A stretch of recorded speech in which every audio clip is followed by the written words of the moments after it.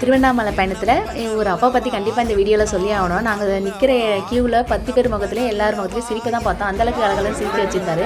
அண்ணாமலையாருக்கு அரோகரா, ஓம் நம சிவாய அந்த மாதிரி 8 மணி நேரம் நிற்கும் போது சொல்லும்போது எங்களுக்கு கால் வெளியே தெரியல. அந்தளவுக்கு எங்களை கூட்டிகிட்டு போனார். ரொம்ப கனெக்ட் ஆகிட்டார். அப்புறம் நான் சென்னை அவர் சேலத்துக்கிட்ட இருக்குன்ற மாதிரி ஊர் பேர்லாம் சொல்லிக்கிட்டோம். அப்புறம் நான் இந்த மாதிரி யூடியூப் சேனல் வச்சுருக்கேன் அப்படின்னு சொன்னும்போது எனக்கு சப்ஸ்கிரைப்லாம் பண்ணிவிட்டு எனக்கு வீடியோ எப்படி எடுக்கணும் அப்படின்ற மாதிரிலாம் சொல்லி கொடுத்தாரு. அவங்க ஒய்ஃப் சொன்னாங்க அது ஸ்டுடியோ வச்சுருக்காருன்ற மாதிரி சொன்னாங்க. அந்த வேலை செய்கிறன்றது கூட என்கிட்ட சொல்லலை. அப்புறம் அந்த கோயிலோட அம்சங்கள் பற்றிலாம் நிறைய கதைகள் சொன்னார். எனக்கு இப்போ அப்பா இல்லை, தவறிட்டாங்க. எங்கள் அப்பா எங்கே கூட்டிகிட்டு போனாலும் அந்த கதைகள்லாம் நிறைய சொல்லுவாங்க அந்த இடத்த பற்றி. அதே மாதிரியே இவர் சொல்லும்போது எனக்கு ரொம்ப ஃபீல் ஆச்சு.